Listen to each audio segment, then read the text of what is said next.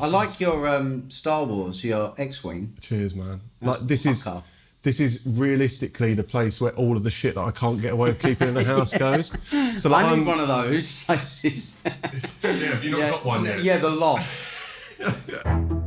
Jobsworth, Season 3, Episode 6, Reading Between the Lines.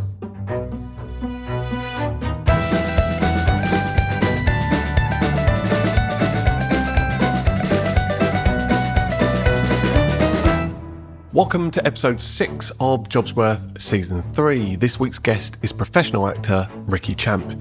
You might know Ricky from his roles as Paul in Him and Her, Stuart Highway in EastEnders, Hector in Plebs, Daz in ITV's Piglets, or even characters from the works of Shakespeare. But he's also a dad, a husband, a part-time painter-decorator, an avid watcher of movies, and as you'll soon hear, a dab hand with a sledgehammer. We discuss Ricky's introduction to the arts, his education at Guildhall School of Music and Drama, how it felt landing his first big role, and how being passed over for his dream job nearly led to him turning his back on acting before landing one of the biggest roles of his career to date. We also talk about the reality of making a living as an actor, the dangers of comparison, the importance of resilience, how it's built and how it can often be tested, and whether fatherhood has had an impact on the type of work he takes on. This episode is a lesson in humility, hard work, and the importance of never, ever taking anything for granted. So without further ado, let me introduce you to the absolute legend that is Ricky Champ. When you were younger, what did you want to be when you grew up? Immediately, footballer comes to mind. Okay. I was raised in a footballing household. My dad was a footballer. And it was, just overwhelming. When are we going to play football? When do I play football? Me and all my brothers. I got my older brother Den, two younger brothers, Tom and Oliver, half brothers Scott and Dean, George. It was loads of boys. Yeah. Growing up, loads of boys, and and we all played football. You know, I think I must have been maybe 13, 14, and I started to go to Ridley's. Okay. This is a Ridley's drama school, which is by Chalkle Park. It's gone now. It was now it's a 6-bedroom, £2 million house or whatever. But when I was a kid, it was this amazing place for amateur dramatics.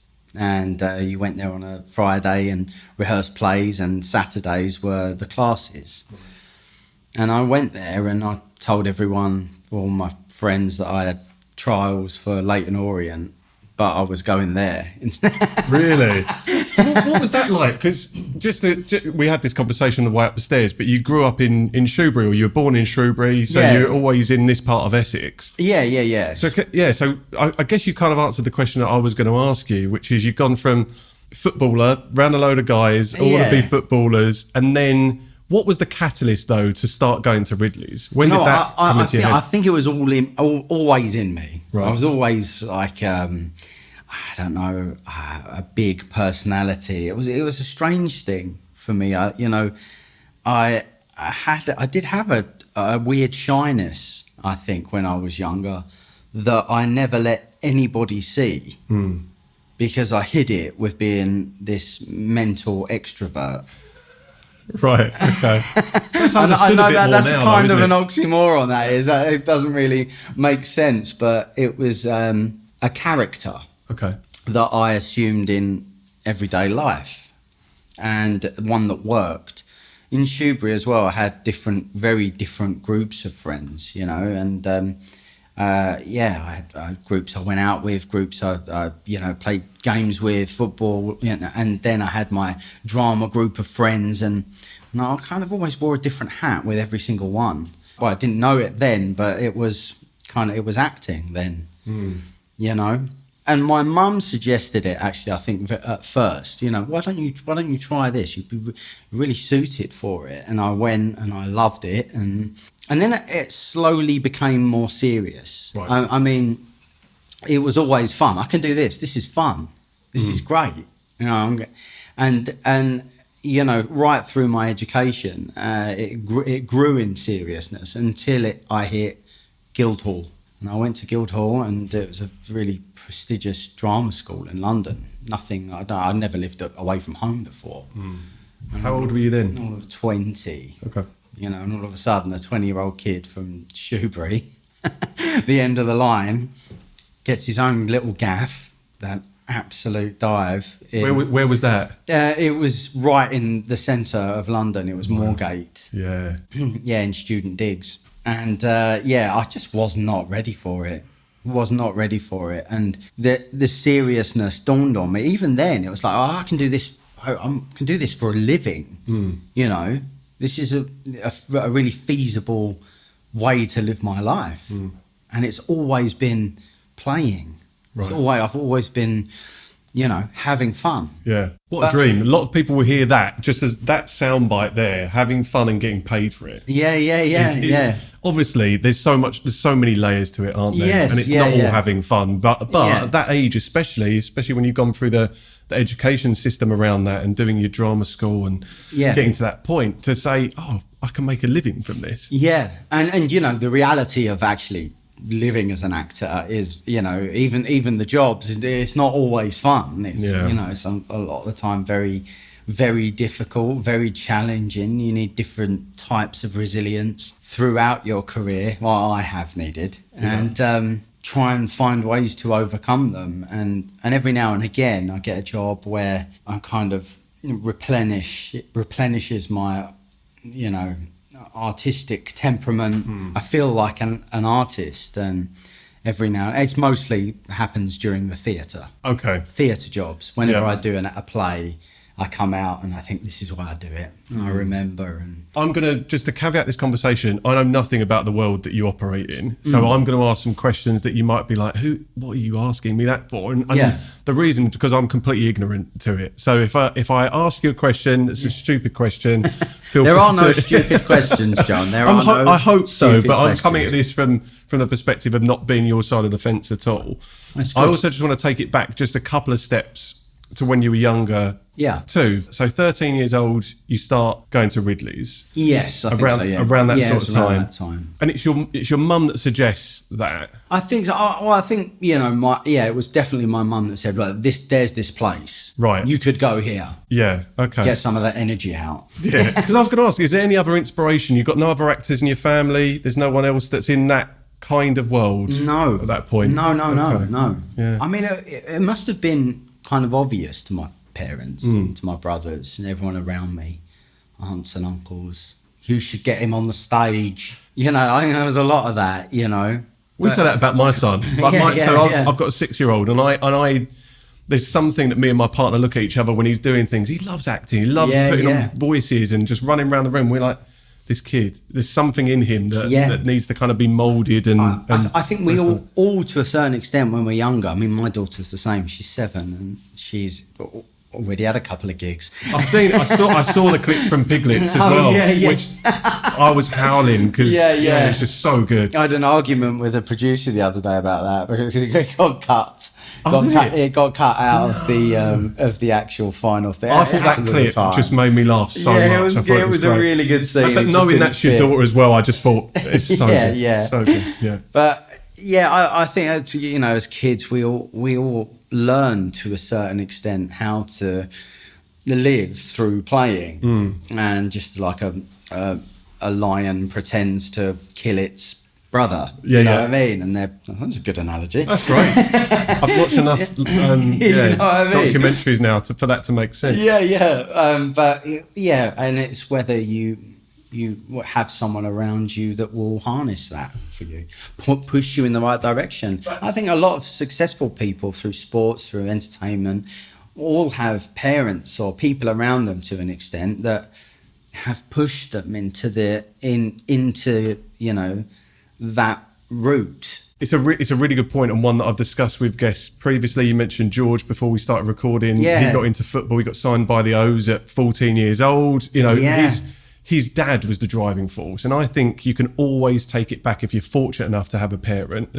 And again, I have this conversation with nearly every parent that comes on. It's finding the balance as parents now between pushing your kids and knowing when to take your foot off the gas, and that's right, and not push too much. And that's a constant battle. It's almost like showing them the door for things. There's the door. Do you want to walk through it? And sometimes I might need a gentle nudge, and And then because as a parent, once they get there, they're going to enjoy it. They're going to love it. They're going to flourish. My daughter goes to a dance school on the London Road, Expressions. Yep, I know it well. Fantastic, run by Bex and Em, and they've got a great team there, and there's a really good camaraderie there, really good community of girls and boys that dancing and performing, and it reminded me a lot of Wrigley's like that. And I think it would be a really cool place for her to go and learn besides school, because that was interesting. You grow up and you associate all learning, associate what do you want to do then when you grow up, like for in school, career advisors who are ticking boxes. And a few times I said, I wanted to be an actor, and I knew that when I was 15, 16, I knew already. Well, I'm going to be an actor. And a few times people said, yeah, but realistically though, what do you want to do? And that kind of resonated with me a bit. I think I kept that for ages and used that as a kind of springboard to tell them, well, watch me. So that's a trait that you've obviously got intrinsically somewhere, that driver in you to say, or did you have to fight for that? Because there are two routes you go from that, aren't they? Yeah. If you're asked that question enough, you start to think, oh, that's not realistic. Yeah. You start to doubt yourself. I mean, my whole game is littered with what they call knockbacks. Do you know what I mean? When I graduated from Guildhall, I came out into the acting world. I was very lucky. I got signed in my third year there, so I was auditioning for things straight away, almost immediately. And do you know what? It was crazy. I think I got my first 3 jobs that I went up for. Wow. Which is mad. Mad. I don't think I've ever got 3 in a row since then. But yeah, I was like, oh, this is easy. Yeah. And this is what it is. And but obviously it isn't. But you quickly realise that being an actor is getting jobs and not getting jobs. And to be successful, you have to be good at getting jobs and good at not getting jobs. That's where resilience comes into it, right? Yeah. And that's what I was saying, like about knockbacks. They say, oh, no, you're going to get knockbacks. But actually, they're not. I don't think of it as that anymore. It took me a little while, but I got past it because it's like, well, no, it's part of the job, actually, If you have an audition and I haven't worked as well as I could have done, or I felt like I didn't have much time, or I'm a bit tired, or whatever, any reasons for it not being as good as I could make it, then I can beat myself up a bit about it. But if I do the work and I present to them what a good audition, what I think is, and it doesn't happen for me, it doesn't go my way, then I'm okay. You can be at peace with that. Well, yeah, because I just think, well, actually, that was really good, and they must have been looking for something different. And I actually kind of have maybe how I justify it. Do you know what I mean? But it's worked for me. Saying that though, more about resilience. It's a great word, resilience, in my game, because it has meant different things, and I've not succeeded all the time in remaining positive and keeping my drive. I failed, spectacularly actually. A couple of 6 years ago, I was coming off the back of a really great year, really great. Done this major bit of television, whole series. Then I'd done a movie with Woody Harrelson. I couldn't believe it. It's like a hero, and I had a duologue with him. And then straight after that, I was at the Globe Theatre, Romeo and Juliet at the Globe in the summer, playing Tybalt. And, I was on an absolute roll, John, absolute roll. Sounds it, yeah. And I was like, what's next? Right, what's next now? Because I'm ready now to be challenged. And the Duchess of Malfi was casting at the Royal Shakespeare Company. Now, I don't play the blue bloods, the kings, the dukes, the princes. I play the clowns and the villains. Right. Okay. That's my classical casting job. And Ferdinand, I got seen for Ferdinand, who, if you don't know the Duchess of Malfi, he plays the Duke. The Duchess is twin brother, right, who goes mad and thinks he's a wolf. It's an extraordinary part. It's one of the great classic roles. And I was like, oh, mate, I can't believe she's seeing me for it. She being Maria Aberg, who I worked with twice before. See, this is already building in my head that I've got this role before I've done it. There's confidence there based on prior experience. Oh, I'm on a roll. I'm on a roll. I've worked with Maria Aberg before. Singular, gifted director. Brilliant. We've done 2 plays before, Wildfire and Days of Significance. Both produced by the RSC. So it's just ticking every box. I go into the audition, I absolutely nail it. I absolutely nail it. She's smiling and nodding. I'm like, oh, it's in the bag. Get a phone call and, they'd like to see you again for a recall. And I was like, really? A recall? What? Like, do you know what I mean? I've absolutely nailed this. Why do you want to see me again? They must want to see who's going to play my Duchess, read with me. I went in there and there was like 7 potential Ferdinands, 10 potential Duchesses. And I kind of folded in there a bit. I was halfway through learning it. So I wanted to, do you know what I mean? I was in between the freshness of doing it, of getting it, and being completely off book and knowing it. And I was going through the fire with the text, really complex Jacobean text. And I just absolutely ballsed it up completely. And I came out of there and I didn't get the part. I went to a really young 16-year-old kid or something from Eton, and I was just gutted. And I was like, well, even after that amazing run, I let that one get to me. I'd cleared it with Sammy, my wife. I was like, right, we just had our daughter. I was like, Beatrix is going to learn to walk in Stratford-upon-Avon. Yeah. We're going to live here. Start to map it all out in your head, don't you? The play was in the Swan Theatre, the most beautiful theatre space in England, in my opinion. It's all the boxes got ticked, and of course I didn't get it, and never before, I've been doing it for 20 years, and never before had it hit me as hard as that, not getting a role. What did that look like, Ricky? What did being hit hard? Wanting to give up. What it looked like was turning down the next 2 auditions, picking up a map, and starting to learn the knowledge to be a cab driver. Really? Even after that run of success, it was that one role? It didn't matter. I just something about it. I found it devastating. And we talk about resilience, and I forgot. I forgot about it, and I was ready. I thought, I've had a good run. You look at a lot of actors my age, who have been in the game the same time as me, and they haven't. I've done much more. I've done this, I've done that. I feel like I've been successful. I've been challenged, but thank you very much. The curtain is down. That's it for me. Yeah. And I don't know. I can't really tell you why it hit me so hard.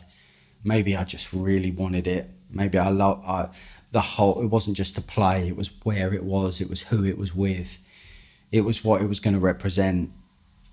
But a funny thing happened right at the cusp. I looked at that map of the 2,100 roads you've got to learn in Essex to be a cab driver for 2 months. For 2 months, through the December, miserable Christmas, and then January came, and the end of January I took that test and I passed. Wow. And I passed. You went that far down the line. Yeah, I passed it. I passed it. All that was left to do to be the cab driver of my dreams was to take the driving test. Right. And I booked it in, and a few days before that happened, my phone rang. It was my agent, and they wanted to see me for EastEnders. Christ. And I said, Matt's my agent, and I said, Matt, what, really? What? I mean, what if they say yes though? What if they? Yeah, do you know what I mean? What? I just I'm not sure. And I don't know, I was feeling really, really tender. And this part came, I'd been on EastEnders a few years previous, like just as a bit part. Right. Had a scene with Barbara Windsor, which, and I kind of went back in, and there was this part, Stuart Highway, and everything fell into place, really. Everything went beautifully. They loved it. I got to read with people that were on there, and closely linked to Danny Dyer's story. Mick Carter, he was playing, and I was coming in as his old friend. So immediately on Danny Dyer's schedule, which was incredible, actually. So fast, so much stuff they got done. And I went from 0 to 100, got the part, signed on for 4 months, stayed there for 4 years. Yeah, wow. Yeah. And it, it changed the whole game, really. Yeah. And I felt like I got my mojo back. I mean, you're in the deep end in a soap. 2 hours of finished footage a week they shoot. That's a feature film a week. So, getting to any sort of quality is nigh on impossible, and sustaining it is impossible. Yet, you can't have high drama for 4 episodes every week. They're the masters at the slow game, the slow burn. And, but yeah, with a mountain of lines to learn. So I think if you can learn Milton, learn Shakespeare, and be on EastEnders for a year, I think you can learn anything. Yeah. I think you can learn anything that's put in front of you. Wow. Yeah. I mean, do you think, just going back, this comment about doing the knowledge and looking at a map and learning all the roads, and that's got to be a talent that you've got in your brain to retain that information. That's the parallel between, and thank God you didn't do it. Thank God you didn't hang your head up and then go down the It was close, and part of me wishes I'd continued, so I still had it. Because I mean, the story continues after EastEnders, the struggle. Yeah, and and I've been out of EastEnders 2.5 years now, and I had another crisis right at the end, actually, of Enders. Well, I was going to talk to you about that, because a lot of conversations I have on the podcast are always trying to ask people how they identify what enough looks like too, because so many people get their head down and work without defining the end point, or the point where you say, I am putting my blood, sweat and tears, all this energy is invested into this. Yes. When does it stop? Do we all give ourselves enough time? So for you, when you mapped out your career, I don't want to take it too far back, because I feel like it's really nicely flowed to EastEnders now. But I first saw you, Ricky, before I knew that you were then married to Sammy and all this stuff, and then all these kind of 6 degrees of separation. But I saw you in Him and Her, which I loved. That for me was like amazing. Loved Russell Tovey in that. It was awesome. And then I started seeing you around this neck of the woods. I was like, I know that guy. But this is before EastEnders, all this stuff happened. But I just wonder, was EastEnders the route you saw your career going down? And then does it ever feel like you made it? Or did it at that point feel like you'd made it at that stage? That is the phrase as well. That is the phrase. Have you made it? And it's a really interesting one, because I thought I'd made it when I got that 4th letter to get into Guildhall. Okay. I thought I'd made it again when I'd done my first play in the West End. Does the bar just keep getting harder? Yeah, I phoned my mum, and I remember going, this is it now. I'm on the road now. I've made it. I am a professional actor. I can call myself that. Different levels of making it, I suppose. First big TV job, first film, and it's just like when people trust you with more and more. But then I suppose your reputation kind of takes over at the end, and saying, well, actually, I've got a pretty good body of work behind me. I'd have 55 odd professional credits before I went into EastEnders, which was really good. For life after. A lot of guys there, hadn't done anything else. Well, that's another question I was going to ask. Like, and maybe we'll go into that about, you know, the ending of EastEnders, but then you've got like your Ian Bills, you've got your career men that have been there. You know, was that a path to stay on and become one of those characters, or, you know, how much is that you making that conscious decision to step away or think I could stay here for a few more years? But do I want to? Well, I mean, you know, first of all, it wasn't my decision to step away. Okay. Like it was, you know, new producers come in, happens all the time. Changing of the guard. Yeah. New producers come in, put their stamp on it, you know, and I've had a real run, been very busy as a character, and it was agreed upon actually that character did need to be rested, but the new guy brought it up. Chris Clenshaw, and he took it over 2.5 years ago. And he's just stepping away soon. He's stepping away after the 40th anniversary. And then another guy will come in and take the reins and put his stamp on it, you know. And I don't know about exec producers, whether, you know, maybe it's a little bit of a stepping stone job for them, maybe, or, you know, they pay their dues there a little bit. I don't know, but earn your stripes. It's a very difficult job. It's a very difficult job to get right and keep everyone happy, and keep it good, keep it fresh. Because how can you do that on a show that's been going for 40 years? You know, variations of these show like storylines over and over again, and, you know. They've got a really amazing tool at their disposal there, which is to have their finger on the pulse of society. If something happens in the world, they can put a spin on that or talk about it. Real time. Straight away. Stick a scene in. But, you know, it's just, I think that's really, really great. But a lot of pros and cons there for me. But I never wanted to spend my whole career in EastEnders. Never did, even when I was there. But I'm so glad that I did it. I'm so glad it happened, you know, for me. And in a way, that job saved my acting career, I think. Not because of anything else, because it kept you in it. It made me want to do it again. Yeah. Actually. Yeah. And then it didn't. And then it did again. And then it didn't. It's 4 years. You know. Like, imagine there are cycles in your line of work. There have to be, don't they? And I guess one of the pros of being in something like EastEnders is the consistency of work. It's the paycheck. It's, I've got a block of time here. And I know it started as 4 months.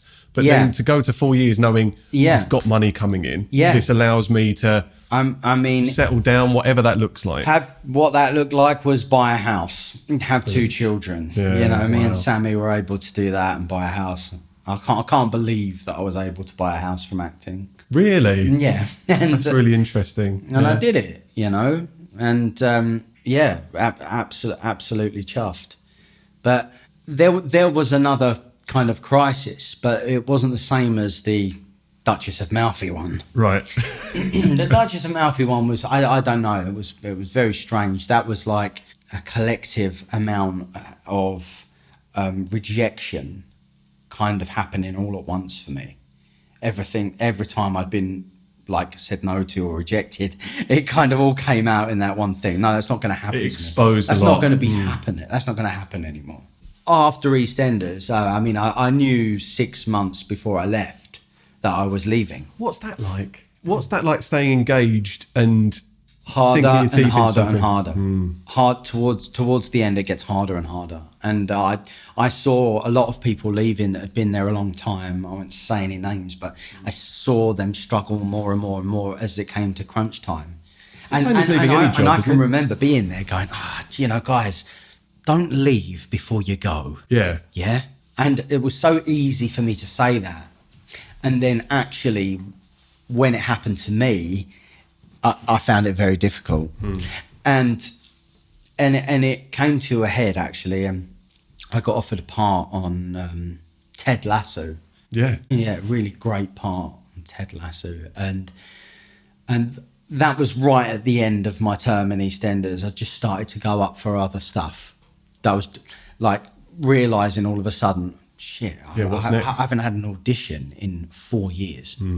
The world's changed, by the way. You don't go in rooms anymore with people. Yeah. Right? And this is where I thought, well, hang on a minute, this is where I get my work. I'm in a room and I speak about a production and I get them excited and get myself excited. Then I show them what I can do and then I get employed, and that's what happens. And now, after EastEnders, you are on Zoom if you're lucky. You self-tapes are a thing. So now you have to do your own audition. You just get pages with some third-hand direction on it from a casting director with a small breakdown, and you have to create it and decide without any direction and send a tape off into the ether and hope a phone call comes back. How did you find that? Well, I felt a bit like a dinosaur. Right. I felt a bit like a dinosaur. There were some younger actors who had been doing it, who were like, that's what acting is now. And it's like, right, okay. So I had to kind of learn that and think, that audition now means you've got to do it at home. My home is noisy and my home's got 2 children in it. And you've got to have someone to read with you. And Sammy, my wife, she hates it. She hates doing it, bless her. But she does it. Yeah. I love her That's even love, more yeah. for it. But yeah, she does it with me. And sometimes we're under pressure. Last weekend I got a self-tape through audition for a film in South Korea, shooting next year. Massive sci-fi epic called Europa. Okay. I won't go too much into it, but it sounds so cool. Right. Anyway, my evil character that I went up for, Jake. Anyway, I was, harvesting some fungus on the moon Europa, and a couple of detectives from Earth come over to investigate a human body piece that's been found. Wow. Awesome. It was really awesome, really rich. Anyway, they dash me that on Friday night at like 7:00 or something and say, oh, that's for Monday morning first thing. And you're like, right, okay, well, I'm teaching some kids actually on Sunday, and then I've got to do some stuff with my family on Saturdays. When am I going to do this? When am I going to do this? And, it's like an 80 grand job, that could sort me out for the entirety of next year. Yeah. And then you start thinking, and then there's pressure to that. Do you know what I mean? And you think, been out of EastEnders, right? It's harder and harder to learn lines now and get them down, especially when you're under pressure. The thing about Enders was you learn so much, and the memory is a muscle. Yes. And the more you do that, the better you get at it. And a little bit of time out, and the more time you have away from acting, I think the harder it is to get back to it. It's always good to keep something being learned in your mind and keep. It's the use it or lose it cliche, isn't it? Really, I believe you've got so. to keep flexing it, otherwise it's going to atrophy. I know so many atrophy. Brilliant, perfect word for it. I know so many actors who just sit and get stale, and it's really sad. It's really sad, and you can feel. I felt it happen to me. Now,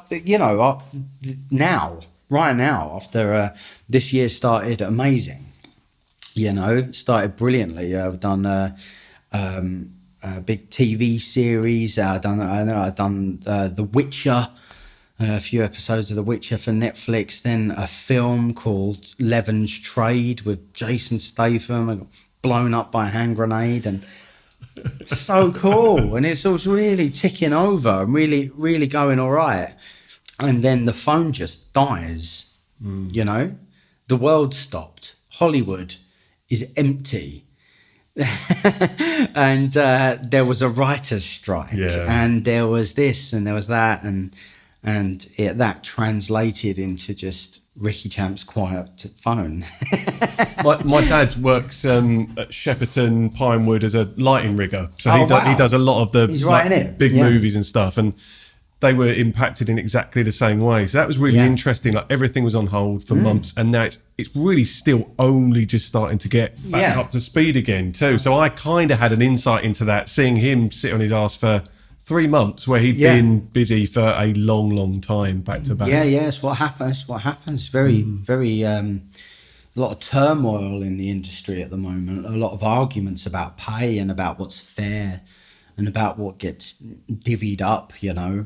I guess AI seems to be a big part of it, like with the writers' strike to a degree. Yeah. I I think we've got the whole AI thing under control now at the moment. Okay. I mean, as far as performers go, the Americans, the Actors Guild, they came out with, after the Actors and Writers' strike, came up with kind of ironclad things to protect performers. think it's really important. I absolute think so. Wild West out there if you don't put those policies in place. Everyone's fucked. And but they will come. Yeah. They will happen. I mean, technology is marching on with or without us.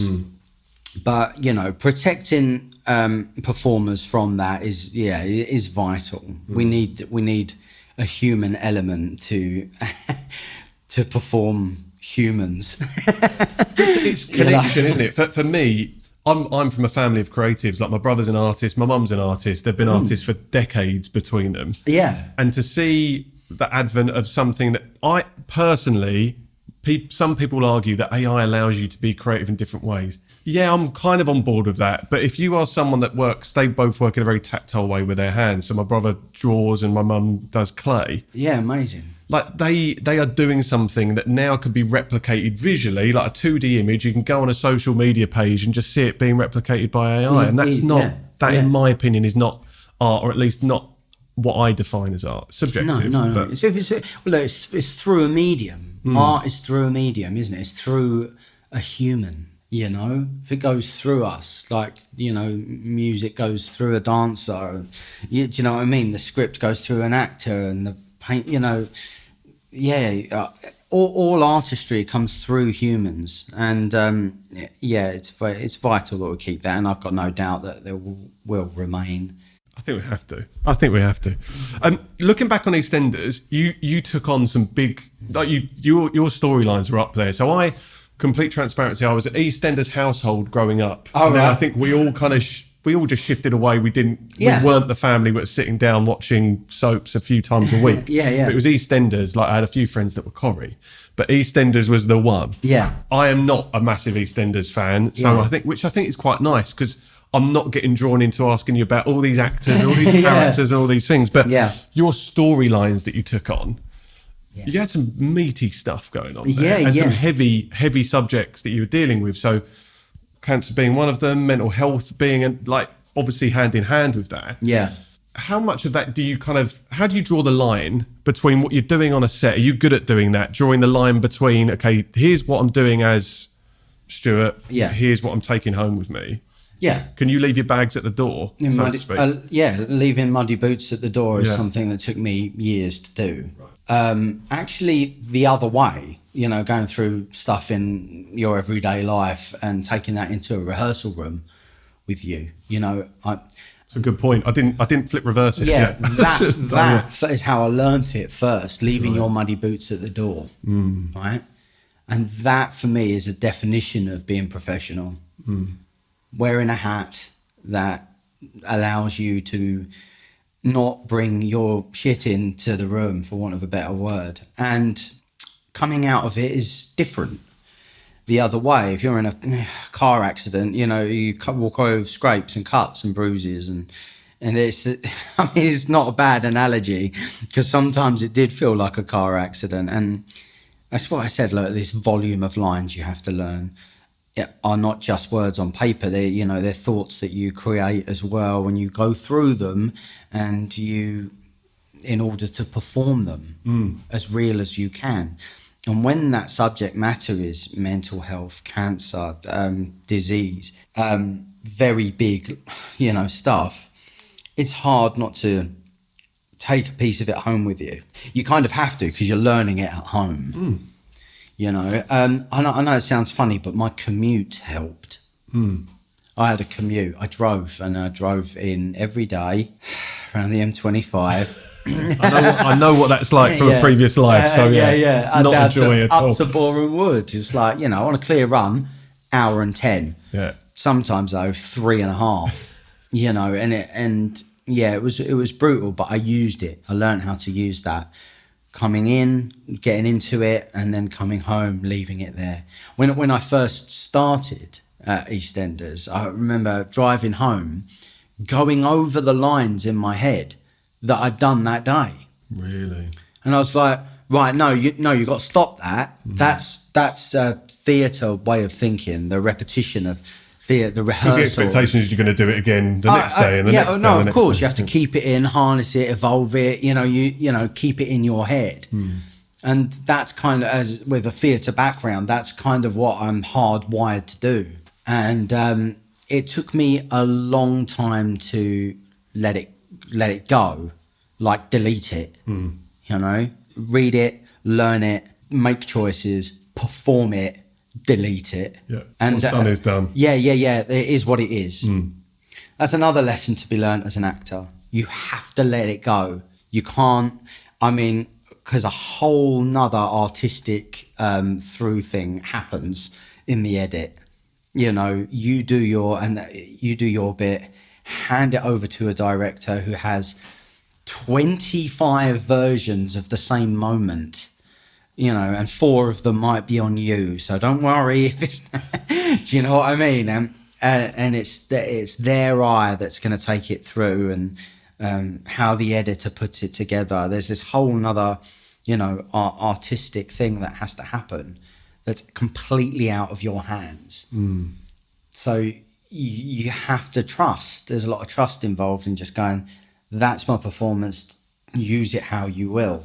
It's interesting you say it's a lesson as an actor. It's a lesson that that relates and translates to anything, really. Yeah, that you're doing your best, and sometimes you have to accept that the fate of how that ends up is completely out of your control. But your part in that, you've done everything you needed to do. Yeah. And then at some point you have to let go. Yeah. And you're not accountable for that anymore. No, that's right. That's right. So it's a really good lesson. He who binds to himself a joy does the winged life destroy.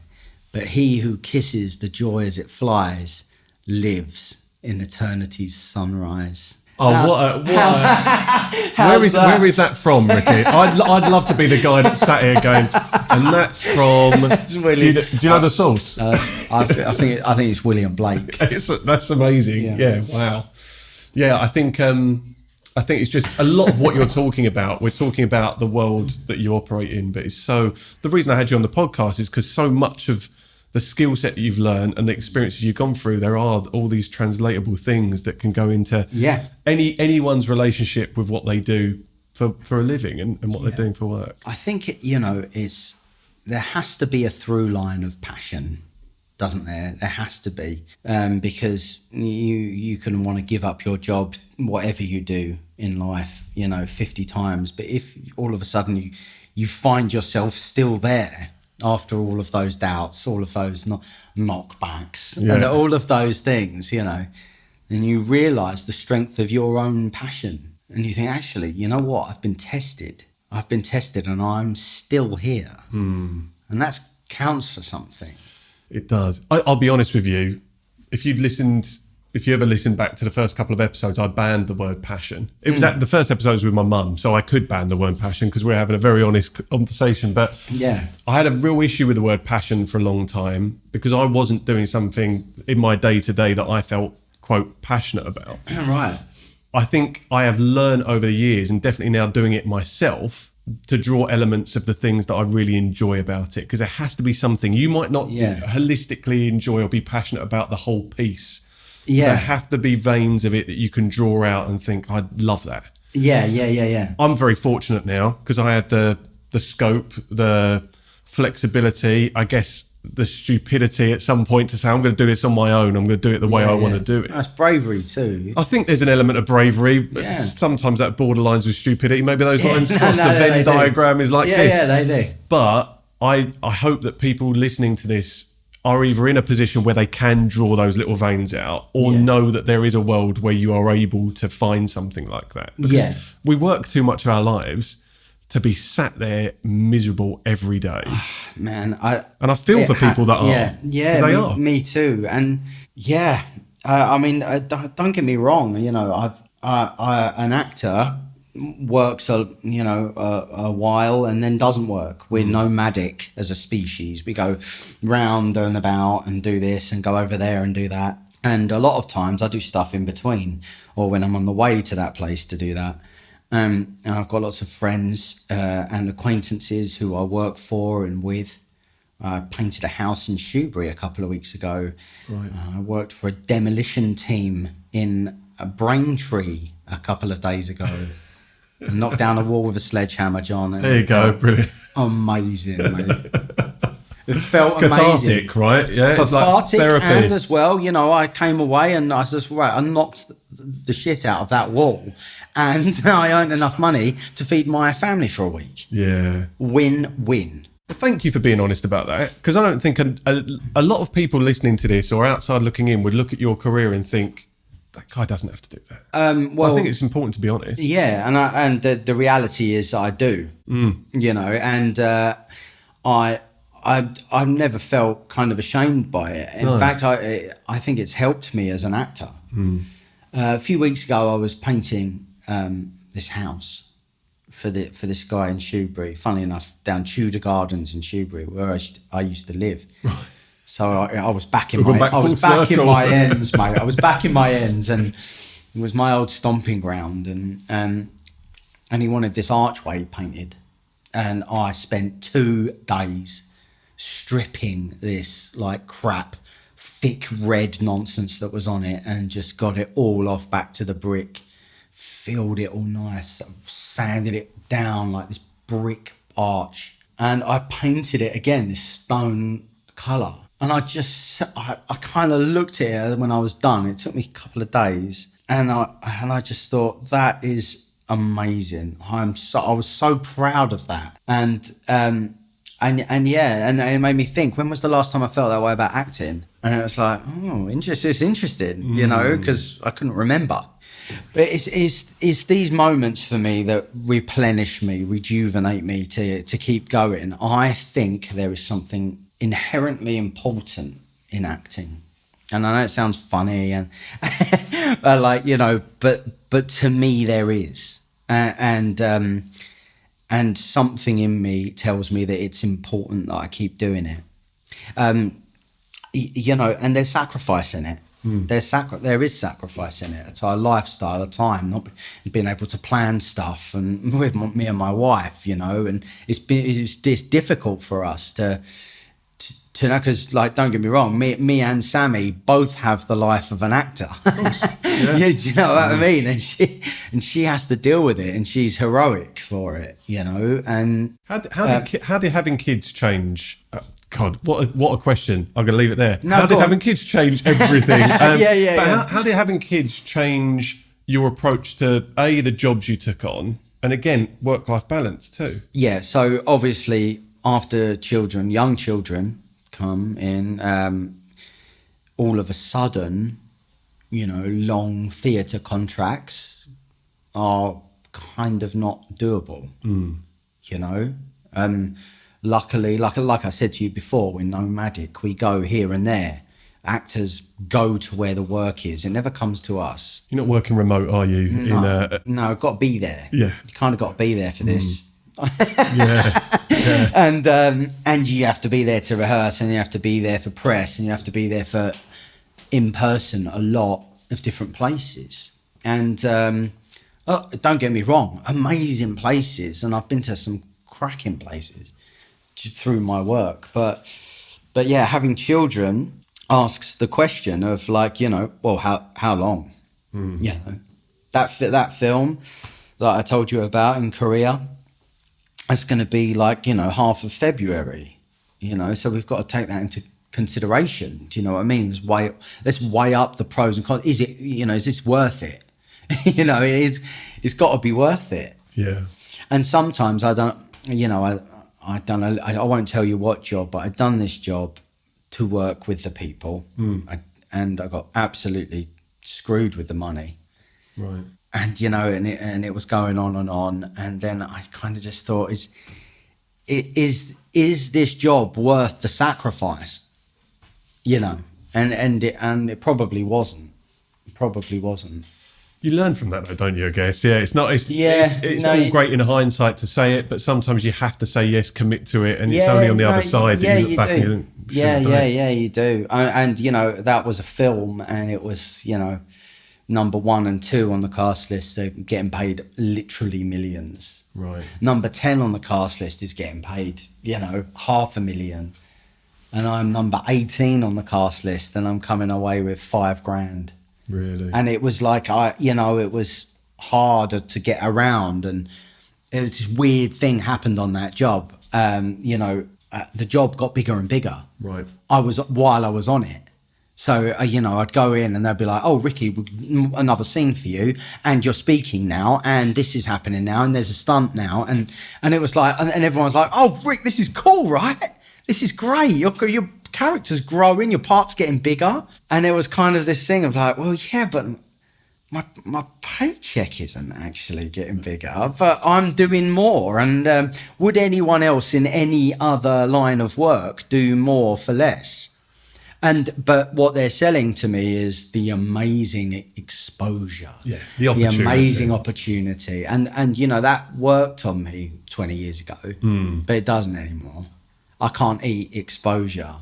It's a great point. The things that we do earlier on in our career to get the opportunities, to get the next step on the ladder, I'd say to anyone, and we'll go on to talk about what you're doing now, and you mentioned as well that a big passion for you is trying to get younger people into acting, into this industry.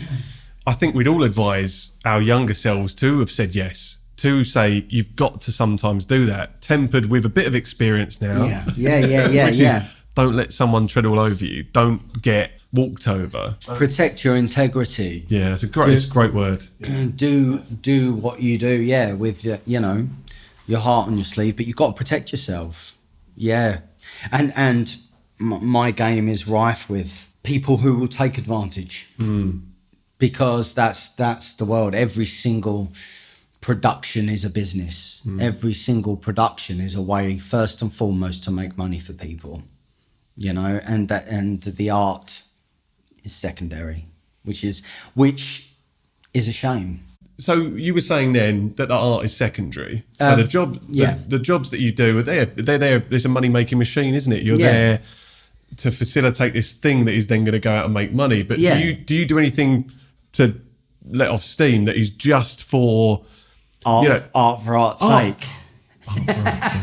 Do you do any of that? Do you have the time to do it with 2 kids in a family? Not really. No. And I mean, we can lose ourselves in films a lot. Me and Sammy are great. I see Sammy's recommendations for TV and films a lot. Oh, we devour. They're great. We devour films. We watched an amazing film last night, Caddo Lake. That's the one that she shared today. I saw this, and now it's on my watch list. Yeah, so I get it. I get why. Yeah. Well, I really enjoyed it. Really enjoyed it. But yeah, we devour stuff and books, and that's our escapism. That's our, I suppose, art for art's sake. When I'm not acting, actually, most of the time, do you know what I mean? I think about knocking walls down or painting archways. I know it sounds funny. I know it does, but something about it.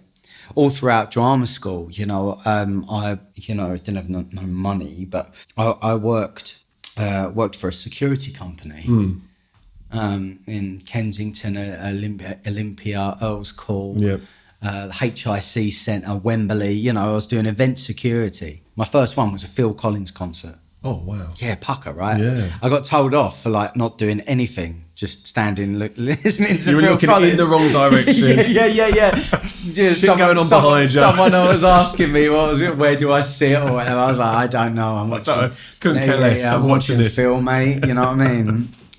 Yeah. So that paid the way. But I've always kind of enjoyed doing other things. And I think if you're an actor, especially me, I think if you see that as a failure of being an actor, then I think that way lies damnation. Because chances are you're going to have to do it. I need to keep it coming in. I need to pay the bills, keep everyone fed. And And I enjoy doing that. I enjoy doing that any way I can. There's the financial aspect of it, isn't it? Are you paying bills? And I guess there's also, in my opinion, again, this side of the fence, you're picking things up, you're learning, you're having experiences, you're learning by osmosis from different people, like diverse people that you're working with, the different cultures, classes, all this stuff. Yeah. All goes into a bank somewhere in your brain that you can then draw upon later down the line, surely. If you're siloed, that's what I always think about, if we talk about like the Brad Pitts of the world, that for me don't live a normal existence. No. Where are they drawing upon to get these ideas for? Yeah. Like if you haven't got those touch points with everyday life, what quote unquote normal life. It's like the politicians, isn't it? It's like how can a politician make a decision that affects all of these working people? Yeah. And when they have no idea what that is. Yeah. So but I will say this for Brad Pitt. Didn't think Brad Pitt was going to come up, to be honest with you. I'm not going to go straight on to politicians. I'm going to talk about Brad Pitt. Go on. He's one of my Circle heroes, mate. And, I'm just looking at him now with that picture on your wall here. First and foremost, what an incredible actor. First, they said Anthony Hopkins said this about him when he won his award, or he was up for an Oscar for Benjamin Button, because they did Meet Joe Black together, didn't they? They did, and Legends of the Fall. Oh, of course, yeah. And they were great friends. And Anthony Hopkins said about him, he said, "Look, you've got this man who is a character actor of the highest regard, trapped in a leading man's body." And he must have had as many human experiences as he's needed to do this. True. I mean, I done a film. It was a bit of a flop, actually. It was called Mordecai with Johnny Depp, and I had a few days on it, and we had this sequence in the V&A Museum in London where they cornered off the whole of Leicester Square, and I was like, what?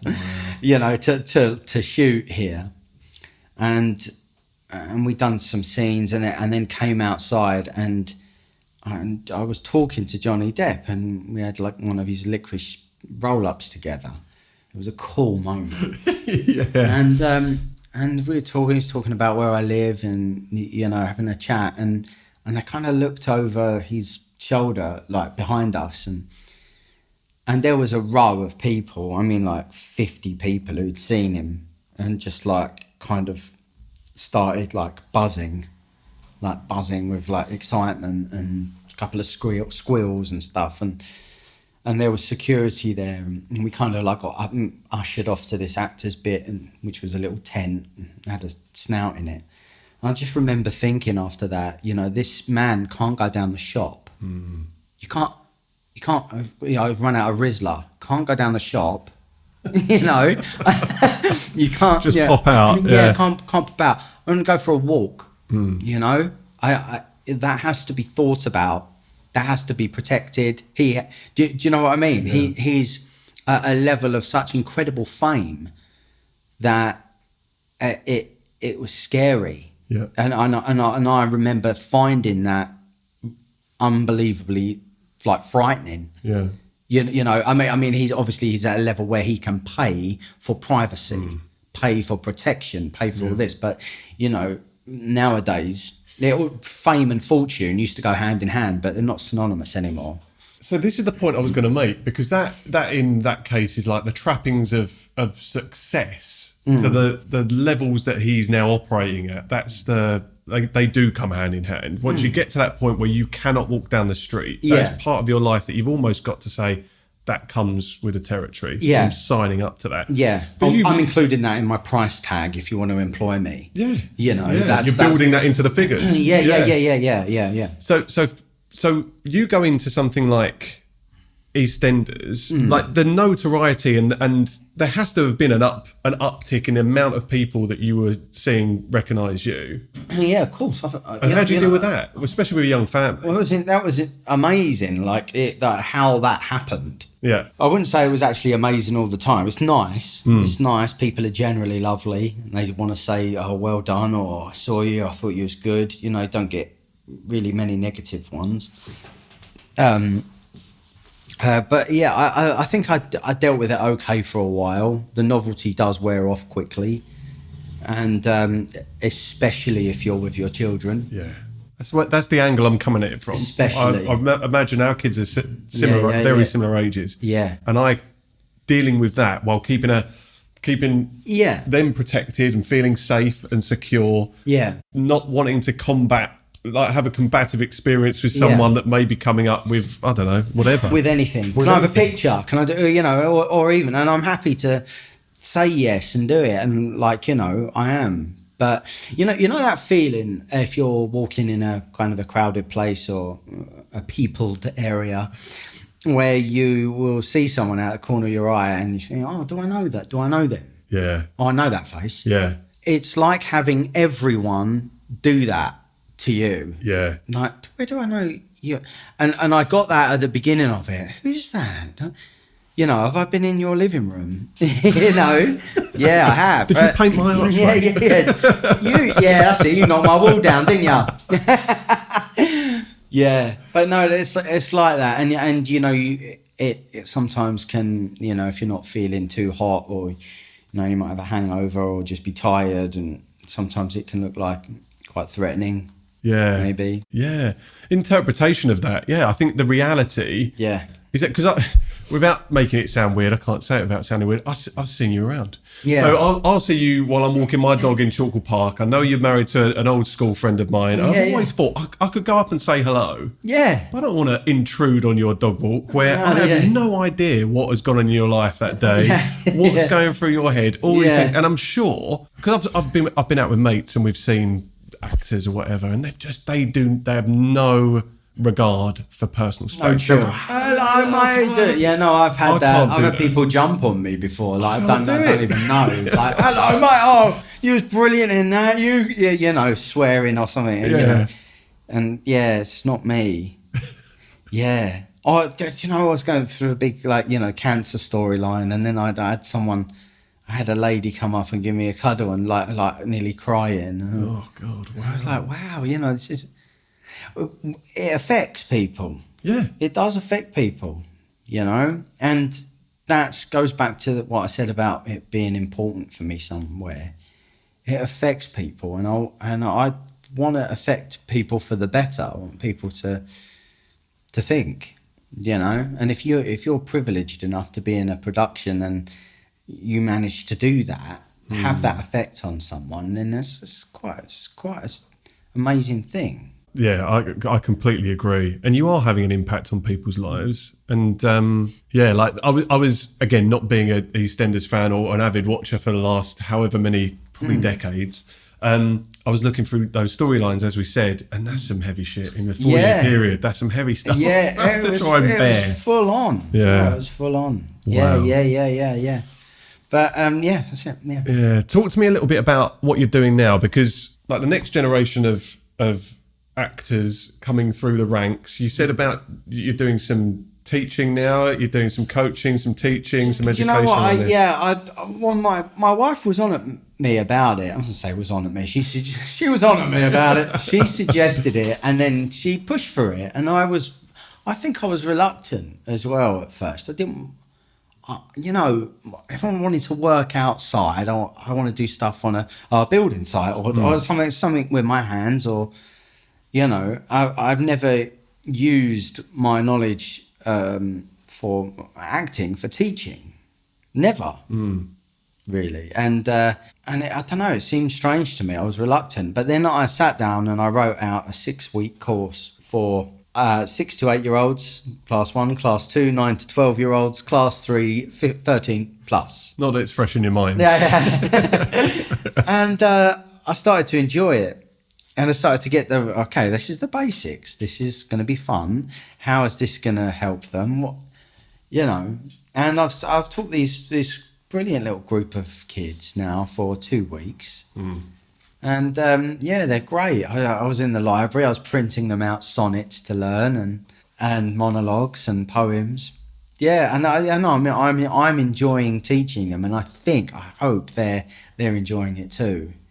Yeah. Do you see this as a bigger commitment of time for you moving forward? Can you see yourself kind of really building this into how you spend your time now, either between jobs? Maybe. I think it's always going to be another feather in the cap, another string to the bow, another iron in the fire. Do you know what I mean? Though, like I think it, and I'm a big one for irons in the fire. The more you've got, the better it is, because my work is completely unreliable. It is. It's completely unreliable. It's fickle, and they don't take into consideration that you've got a family. People you might earn well for a job, and everyone will go, "Blimey, that's amazing," and then you'll be like, "Well, yeah, but that's not on top of."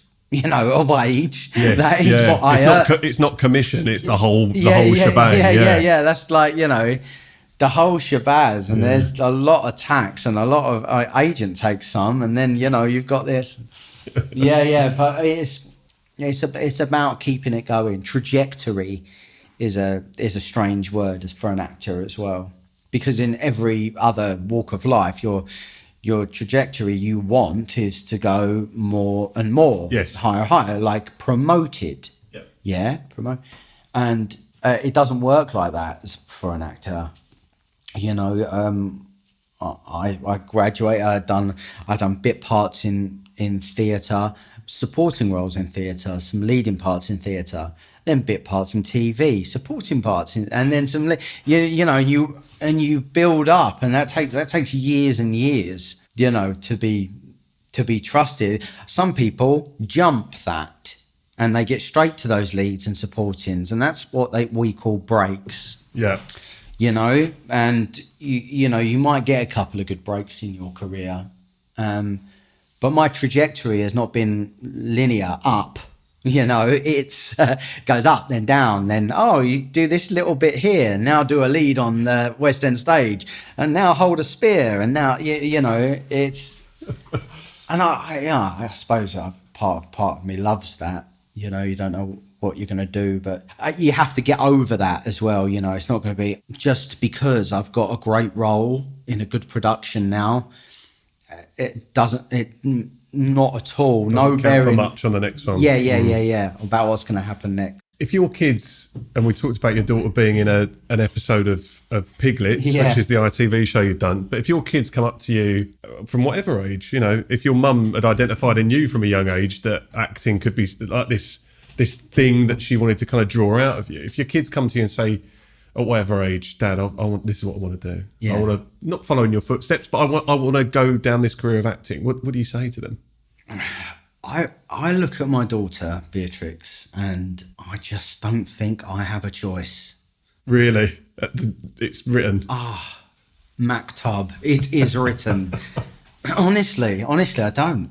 It's in her heart. And she's been on, and we have shown her the door. She's walked through it gladly. She loves being on stage. She's 7 years old, and she's been on at the Cliffs Pavilion, the Town Gate, the Palace. She's been on TV.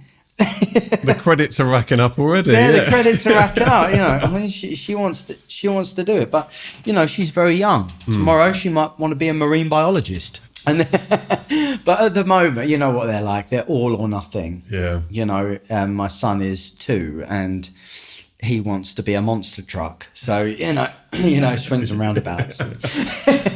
How you termed it, and you just mentioned it again earlier, though, keeping doors open or opening doors for our kids to explore those opportunities from whatever age, as long as they're showing, there's nothing more than I love, seeing my son get excited and passionate about something. Yeah. Lego is his thing. I mean, if you said there's a job and you could earn money building Lego for the rest of your life, he'd sign him up now. Yeah. He's locked in, and that's it. I think there is a job. I believe there is. Lego, I believe, hire people to build stuff. Right. So, these are the doors. These are the doors that you open for your kids. But I think going back to, being a parent, having that responsibility to showcase to our kids what is available and the routes you can go down. Yeah. Nurture them, support them. Yeah.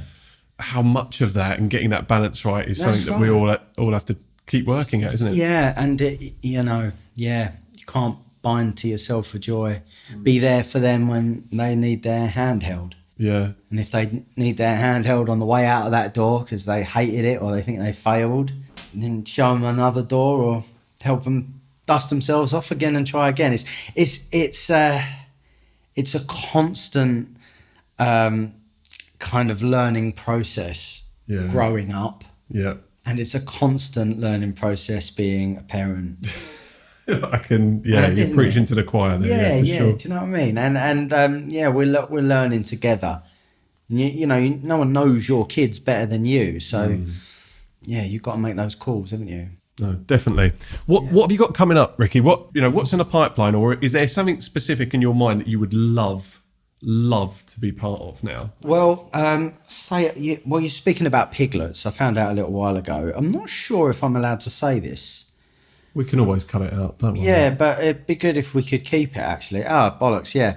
Piglets has been commissioned for Series 2. Oh, mate, I'm so pleased about that. Yeah. I've loved it. I've absolutely loved it. That's great, crazy, yeah. Because we got absolutely slammed, you know that? The first series came out and it was met with absolute venom. I've not seen any of that. Across the board, venom. From all these... critics, but have you ever seen a statue of a critic? No. But it was met with venom, and we live in a very critical, very negative world at the moment, especially for comedy. Everyone is got their weapons drawn against new comedy. And I don't know why. But anyway, that happened and it came back very negative. And immediately I thought that, that's that done. Right. You've got to stick your head out the sand, and if it don't work, then on to the next, or whatever. But then I saw this thing. I saw this is rubbish. Don't watch this.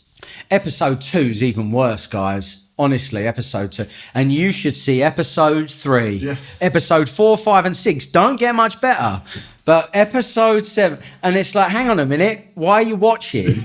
If it's that bad. Yeah. and even if that happened 7 million times, 7 million people watched it, and they were the figures. 7 million people watched that. These are good numbers. These are good numbers. Numbers. And ITV obviously noticed that, or a little computer in the headquarters of ITV went, green. There's a business case. Case. Recommission. So that happened, and I got the call from Victoria. Oh, that's incredible, mate. Congratulations. Oh no, thank you. Well, do you know what?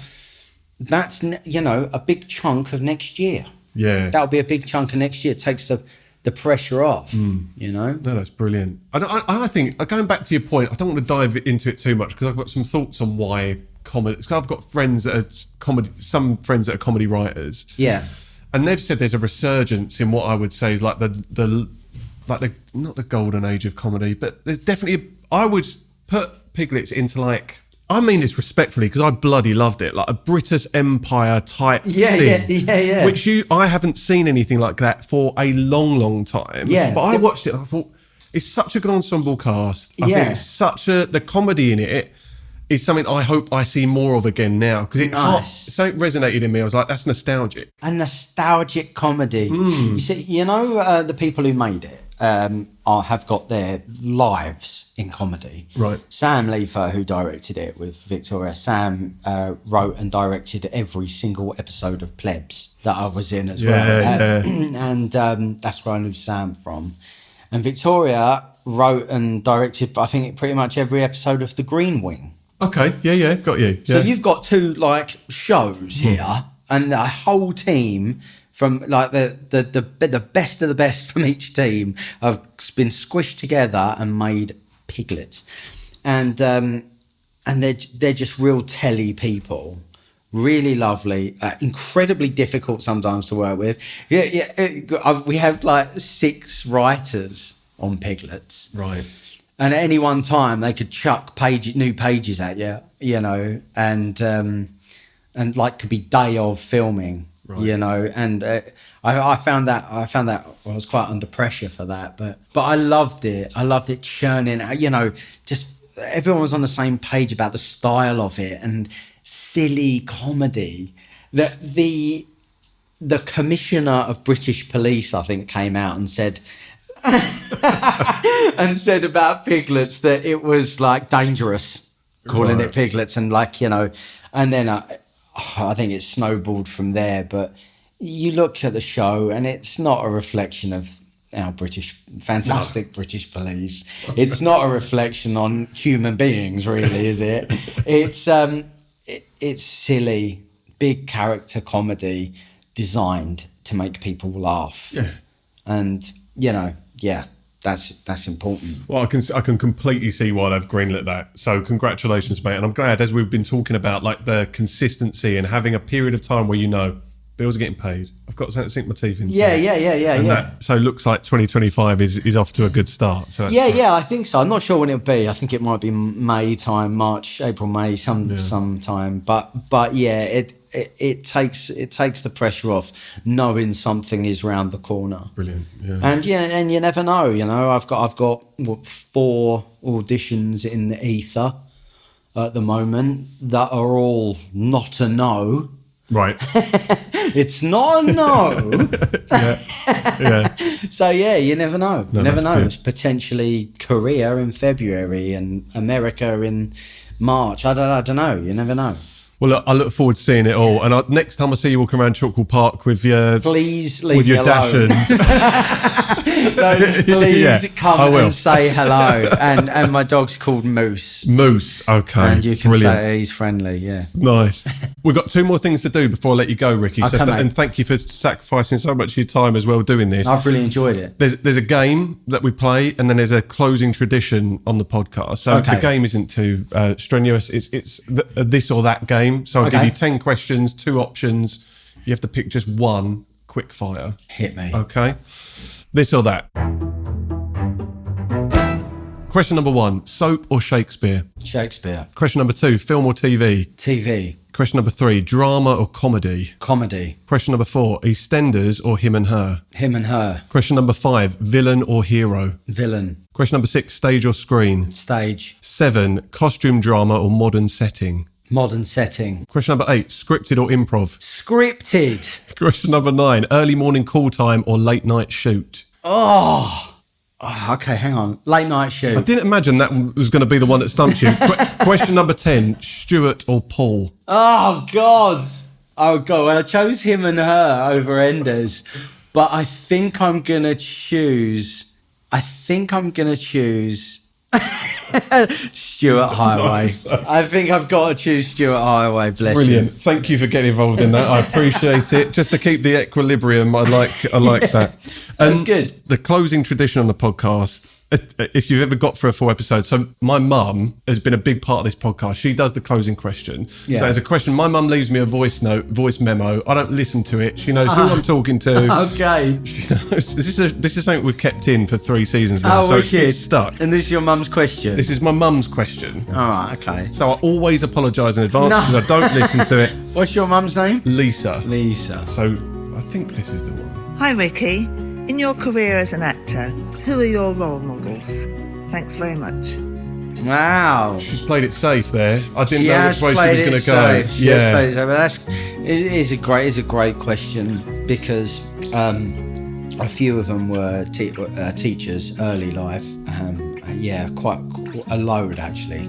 A load of teachers. Are we talking general school, or are we talking specifically something like Ridley's or Guildhall? Yeah, I think Ridley's was the first. Ridley's was the first. There were teachers there that did it, and then a couple at college, and then all of them at Guildhall. Incredible people. And then as far as performers go, I think, I always looked at people like Gary Oldman. I looked at people like Daniel Day-Lewis, and just Anthony Hopkins. I've always thought was probably one of the greatest actors on the planet, and everything that Anthony Hopkins done, I admired and looked up to, and that's the kind of actor that I'd like to be one day. Amazing. Yeah, just need to get this kind of youth and middle age out of the way, and then I can play those parts. Just skip that bit and then move to that. Yeah. Alas, too old for Hamlet, too young for Lear. How's your fucking luck? And that, I think we're going to end on. Ricky, it has been an absolute pleasure, mate. Thank you. And I know we've tried to attack this a third time lucky, so we've done it in the end, but it's been an absolute pleasure. Thank you, sir. Cheers, Thanks for having me, John. Thank you.